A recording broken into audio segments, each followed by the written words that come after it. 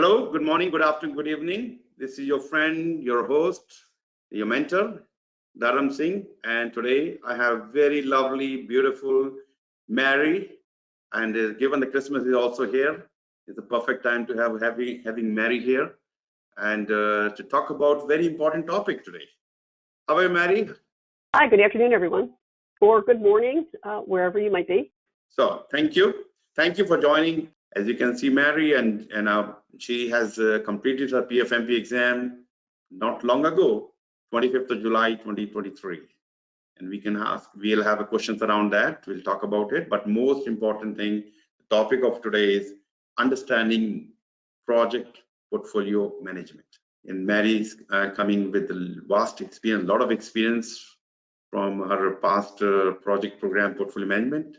And Mary, more than welcome for you to start talking about yourself and let people know who you are, why people should listen to your advice or guidance, direction. Hi, it's good to meet you and glad to have you in attendance today. So I've been a project management professional for about 25 years. And as part of my commitment to the profession and my enjoyment of the profession, I have achieved the PMP certification quite some time ago, and recently pursued and achieved the PfMP certification as just through my career in project management have progressed and begun working as a portfolio manager over the last several years. And one of the reasons I wanted to pursue that certification was to really enhance my skills in the area and reinforce those skills.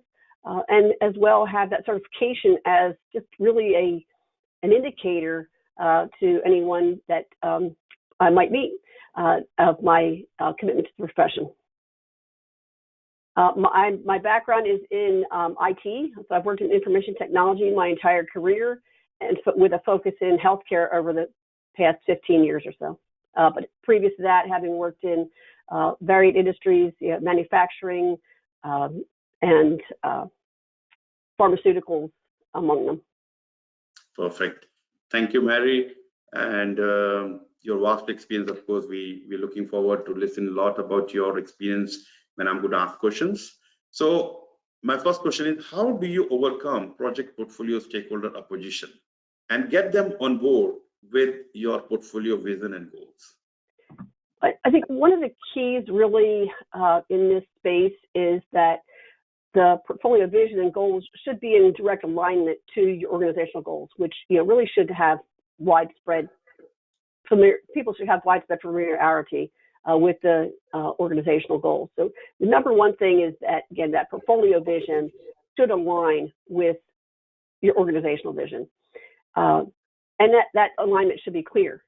But there are going to be situations in which there is opposition, because it may be that maybe somebody's project didn't get approved, or it got canceled, or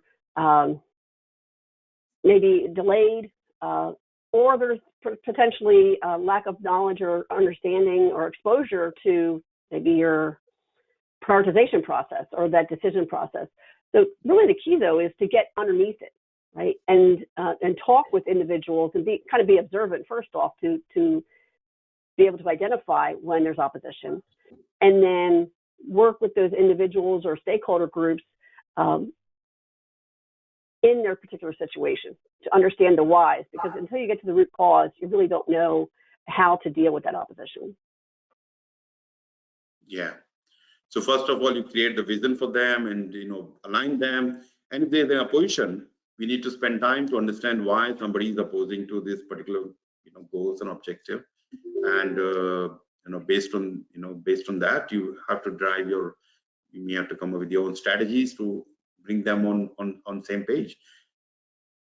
So during our course, like when we go through PgMP or PfMP course, we do talk about stakeholder identification, analysis, and find out as early as possible who can be opposing your, who are in opposition, who are supporting, and according to that, you come up with some strategies, stakeholder engagement strategies. Okay. Anything else on this topic? I think one of the other key areas is even as you're developing that vision, having that engagement, right? Especially in key business areas. I'll say finance, or if you're in an R&D type organization, your R&D department, or in my case in healthcare, we want to have nursing and physician representation, but also finance and IT and revenue, all combined and working together to determine what that vision should be, again, in alignment with the organizational values and organizational goals. Yeah, perfect. Thank you. How can you handle resistance to new project management software? Oh, this can be a tough one, because I think the understanding of the value of project management software, and while we as project management professionals, we're closer to it. So we directly see the value in the software in either determining and comparing projects, which projects should move forward, but also as we get deeper, how projects are moving along, their status, and that helps us, again, with decision-making ongoing for the portfolio. But I think understanding the business value, and that value may vary too by stakeholder group. So your resource leaders may have different needs and value that they're going to get from that project management software than, say, your CFO, right? One of the keys to success here, I think, is going to be getting the proper engagement even before selection, right? As we work to figure out what needs are we trying to fulfill with that software, and then. Yeah, just like with if there's opposition to your portfolio, the portfolio vision of the organization, same here. If there's resistance, you need to get underneath it and understand the whys. It may be that somebody just has a lot on their plate, and this is difficult to take on as what might be seen as another responsibility beyond what they're already doing. And if you can't make that connection to the value, you're going to run into difficulty with adoption. Another thing that can help here, I think, is getting champions on board. And I've had this in the past as a key to success, is really having champions within various areas of the department that would be expected to use the software. And then those champions can help and be, kind of carry the flag, right, and be a representative amongst their peers to help with adoption too. Yeah. I mean, you have to do a lot of pre-work before we select any software. It's not just another software. We have to make sure the alignment within the current operational or the work we are doing already, and acceptance of this particular software. And as you mentioned, we need to do some engagement, early engagement, understand if they are the right people, right software. Sometimes if you try to impose the software to them, then there can be challenge. But make them to use or make them to ask for the software. That then change management activity can become much easier. Adaptability will be much easier. My next question is, how can you use portfolio management framework to align your project portfolio with strategies? I really love this question, Dharam, because for myself, I'm just very logical in my thought process and very analytical. And this is really important in this area, to look at your organization's goals, organizational strategy and vision, and then align your project portfolio management strategy with that. And I think there's really two keys here. One is looking at, I'll say, a selection and scoring process for your projects, so that you can do an apples to apples comparison and help to determine which really should come to the top of the pile and have the higher prioritization. So, your organization may have, I don't know, like in healthcare, we have regulatory requirements. So we have to really look at how we score projects and our portfolio management strategy in relation to that. We have patient safety expectations, right? And that we need to meet. So oftentimes we'll have a project that must move forward because we are needing that to ensure patient safety, safe outcomes for patients. So that's the one key to getting alignment to your company goals and strategy. The other piece is really your governance structure. So you really need to have a cross-functional team that is driving the direction of the portfolio. So it's not just you as the portfolio manager, but you really have to have partners in this, a governance team that would, typically is going to consist of folks, again, from maybe your finance area, a director of finance or a CFO, somebody from IT, if there's an IT element to your portfolio, maybe your CIO is participating. In my case, I'd have a chief nursing officer potentially as one of the key stakeholders in that governance group. And they then make their decisions jointly, again, where you have this great cross-functional team that's representing key areas to help to drive the direction of the portfolio. All right. How can you build trust and teamwork during portfolio change? It's probably one of the most challenging areas as a portfolio manager, because you have so many stakeholder groups. Not only the governance team that we've already talked about, but you have various departments that might be impacted by a portfolio change because perhaps their project needs to be stopped or slowed to make room for another project that has to move forward because of changes in the marketplace or changes in the direction of your organization. Other stakeholder groups, the whole way down to the team members on a project. Again, if you're going through if you're going through portfolio change, you may be having to stop or slow a project that folks have worked on for a long time they have skin in the game. They've invested in it. Really, transparency is key. People want to know why. Why did we have to make this change? And that could be that transparency can be achieved in many ways through a dashboard. Maybe you have a public dashboard that anybody can view at any time across your entire organization. It's maybe on your intranet that shows all of the projects that are active and any changes that have been made, how projects are performing, for example. But then also maybe you have other communication channels, departmental meetings and things like that. Email, of course, is always an option.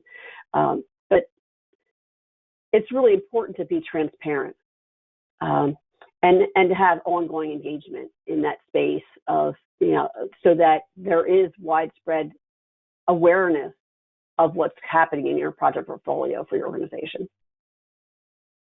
Yeah. Transparency is one of the most important things, how, and that helps you to build trust among your stakeholders and with your team members as well.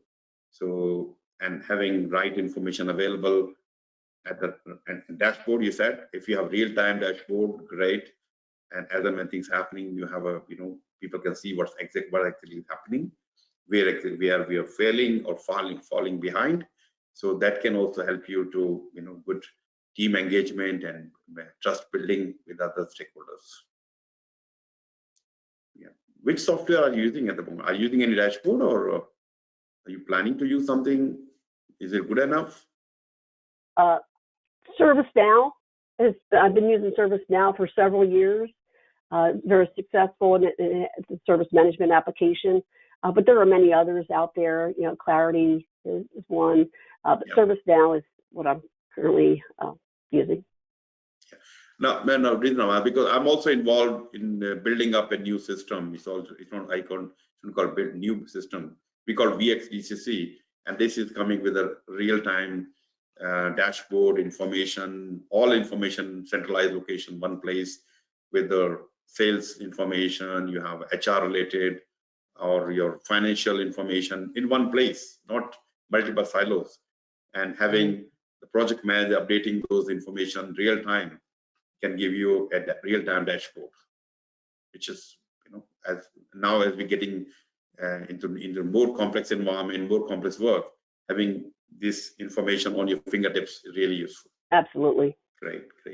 All right, so my next question is, how can you make your portfolio governance transparent and consistent? Having touched on a little bit of that, right, where we have to have communication channels, open communication channels. Yeah. Quite frankly, document outcomes and publish them widely.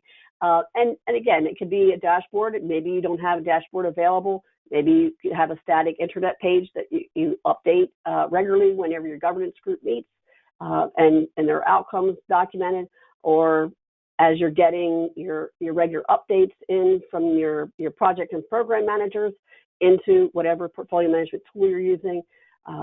Again, you can have snapshots perhaps that get published out. That's really key. Again, you can use other methods too, because maybe you have key stakeholders that have a lot of influence, but maybe aren't necessarily going to those forums in which you're sharing. So in some cases, there may be direct phone calls that needed to those key individuals, so that they know the outcomes that have been occurring in your governance process. Yeah, so again, this is all about governance, setting the right governance, keeping everybody's roles and responsibilities aligned and identified, and keeping everybody informed by having the right system with you. All right. So the question I have is, explain your experience or challenges shared in the journey to complete your PgMP and PfMP. Wow, that's a great one. So for me, it was really important to me to take an organized approach, and of course that's why I'm drawn to project and portfolio management to begin with. And as my career progressed and I began managing portfolios, and through various channels, kind of built my skill set, I got to the point where I thought it was really appropriate and that I would pursue a certification. I think the certification, while for me personally, a lot of what I learned through the certification process, or a lot of what was covered, I already knew, but it was a really great reinforcement. And also, of course, taking away additional knowledge.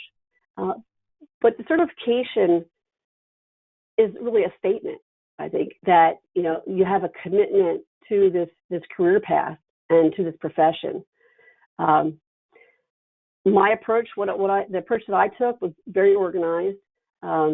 First thing was really to get familiar with the process, and Dharam has some webinars, and Dharam was a great help to me to understand what the process would be. And if you've pursued any PMI certifications in the past, you're probably familiar with there's the application process, which can be quite intense, and is more intense actually with the PfMP than it is for the PMP, because there's panel reviews and different things that happen through the process. So you want to get familiar with that. And then, of course, there's what study materials will you need. There's, of course, the standard for portfolio management, but there are also other great study materials out there. And then getting access to practice exam questions was really important. So my overall experience, I, again, got familiar with the process, and then went through the whole study routine, right? Going through the standard for portfolio management, went through Dharam's book. I had other books that I studied from as well. And then I kind of turned my focus and got the application completed. One of the things I would suggest is do get your application in early in your process, because it takes several months to get to the point where you can actually sit for the exam. So you could be doing that in parallel.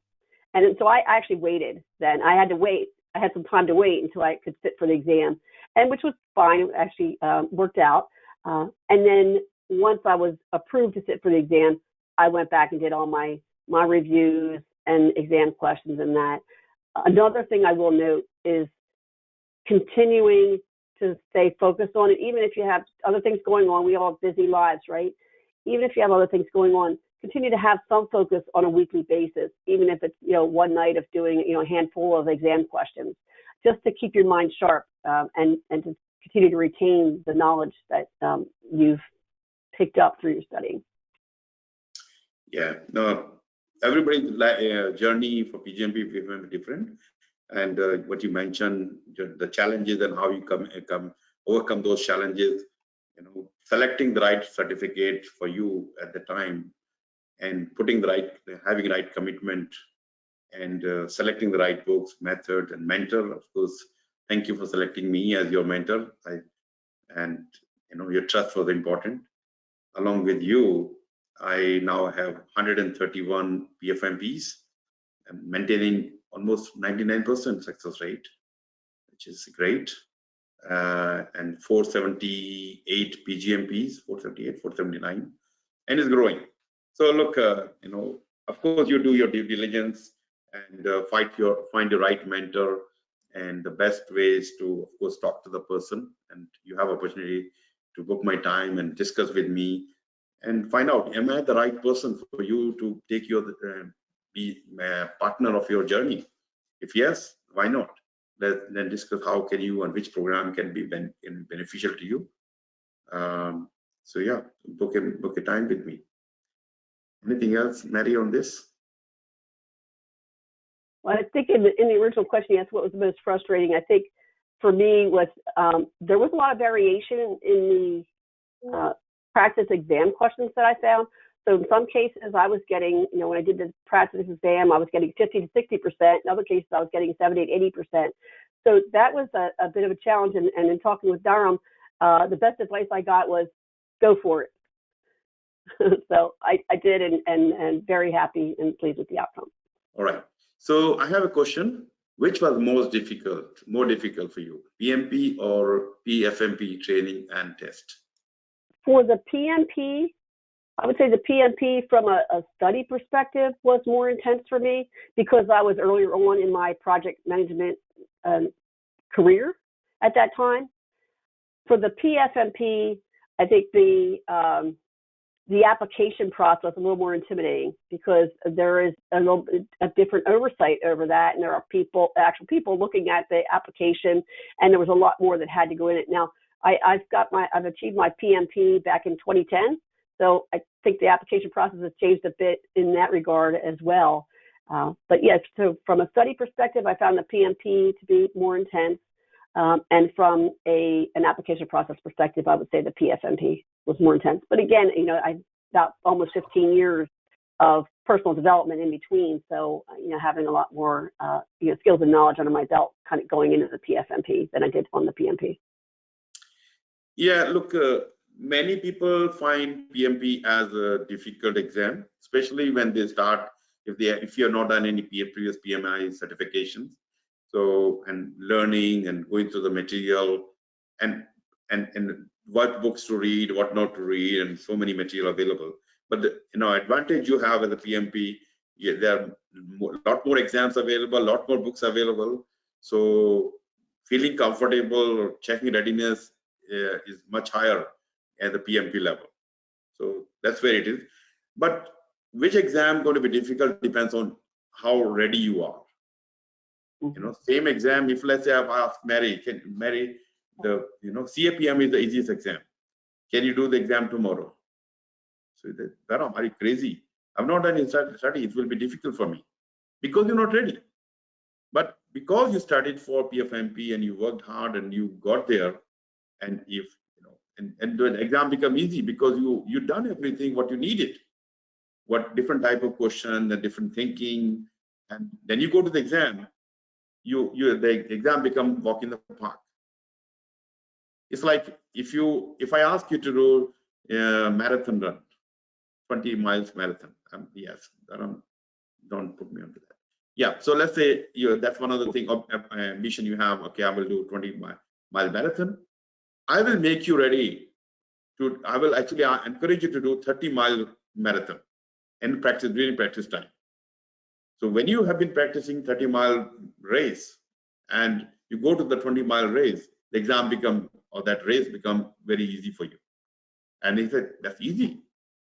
So the experience my student get, and of course you, Mary and Dana, you've gone through my program. The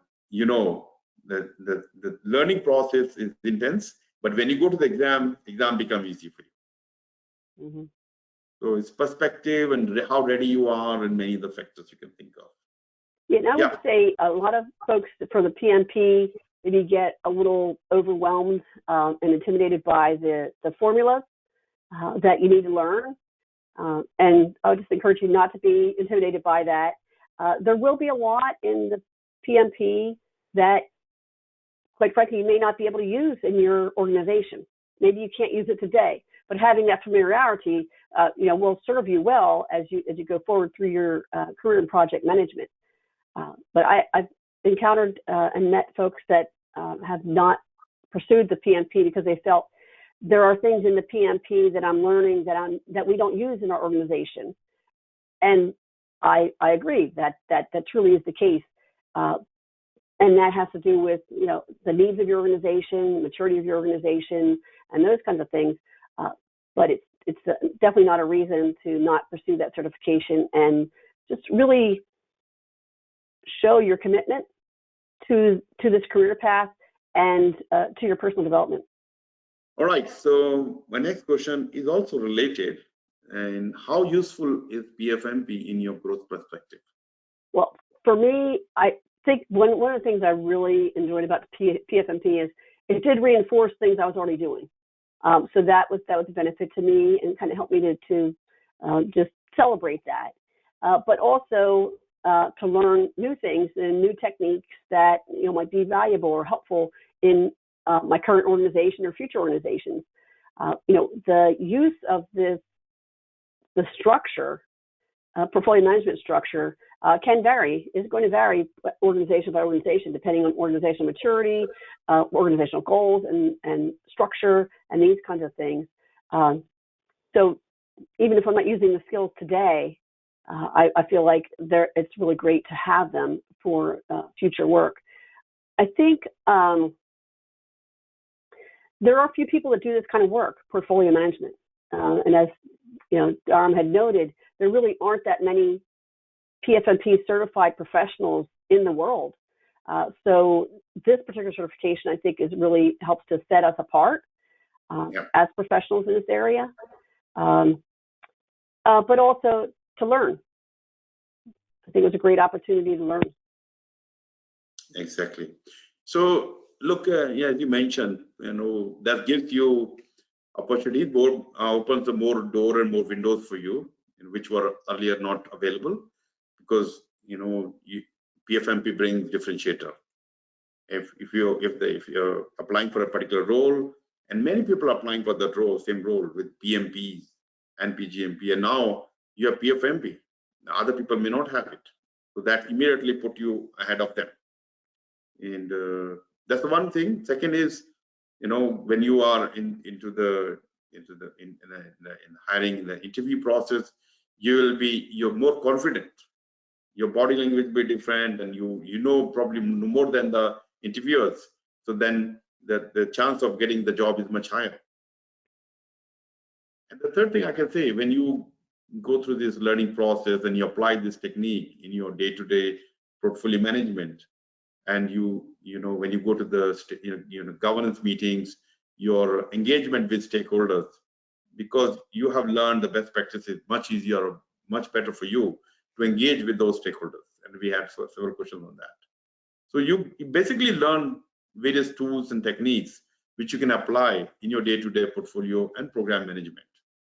And that's where that people watching you, when they say, it makes sense, and she's doing great, and or you are doing great, and your chance of growing in the same organization in vertically is much higher. All right.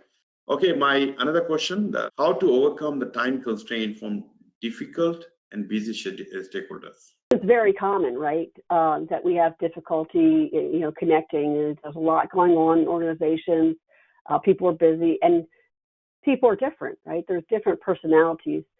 So for me, really analyzing and learning the best way to communicate with individual stakeholders is one thing I think that can help here. So for example, I worked in an organization where the CIO was, on email, you'd probably have a response to email within 20 minutes of sending one, very quick response to text messages. But chat messages through, Teams chat, they would get lost in the shuffle. And just through working together, I got that feedback from this individual that, Teams chat is not the way to get to me. She actually preferred to have somebody text her, to have a contact. And to me, texting somebody on a phone or going by cell phone, maybe not my preferred method, but again, as professionals, it's important to adjust to what others need. Worked with another organization, same position, the CIO, email, you might expect a response in a day or two, but my Teams chat, I could get a response very quickly. So I think that's key, understanding the preferred communication methods, as well as maybe even when they prefer to work. And maybe one organization, I had a CIO, they came into the office at 6 a.m. every morning, and they had their little quiet time, but you knew if you absolutely need to get that person, you could contact them very early in the morning. Whereas another organization, same position, had young children. So, maybe they're getting them on the bus at 8 o'clock in the morning.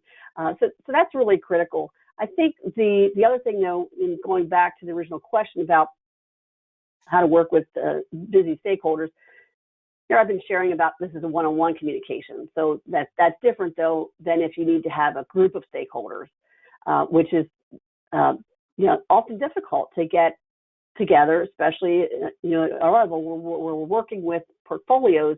We're often working with C-suite, vice presidents, executive level that are very, very busy and drawn into a lot of things. So time boxing your any meetings is really important, and having them to be short. Work with an organization that widespread adoption of meetings, half hour or less, and it was very, very successful. Being sensitive to that is really important. Exactly. And that comes to, when you identify the stakeholders, understand who they are, understand their working style, working strategies, and what is, as you mentioned, somebody started at 6 o'clock in the morning. Maybe you can reach out to them early in the morning, and that even unless you talk to them, unless you have observed them, you will not know that. So spend some time early to know more about the stakeholders and understand what can work, what mechanism is best, or mechanism will work, what technology will work for them, and what kind of information they're looking for. So sometimes they become difficult because they are not getting the expected information the right time via right mechanism. So that's where it is. But if you keep them informed at the right time using right technology in the right expected format, your relationship, basically, you keep them working with them. Sometimes they can be difficult because of other situations. You need to know why and work out your relationship.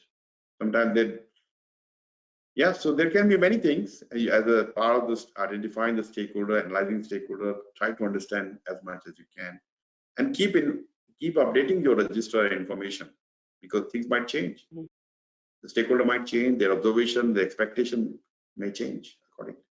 Yeah, I think another key is to use asynchronous communications where possible, because especially when you have a group, right? Because it's difficult to get on everyone's calendar and have all of your key stakeholders together to talk live, and that is necessary sometimes.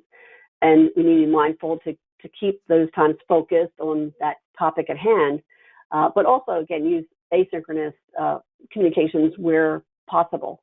Email, for example, is a great way to get some collaboration, but it can be within those stakeholders' individual availability. Exactly. Good. Thank you. Thank you, Mary. It was great to have you here. And thank you all for joining this session. And just like Mary, there are other successful PgMP PfMP I interviewed. Hopefully you can learn a lot from them. And thank you, Dharam, for having me. And for anyone that's attended or watching the webinar, please feel free to reach out to me by LinkedIn. Love to be connected. Great. Yeah. So please reach out to Mary, and she's on LinkedIn. And if she can be any help to you, I'm sure she will not mind. And before we finish this is our last webinar of the year. So Merry Christmas and Happy New Year to all of you. Thank you. Take care and see you again very soon.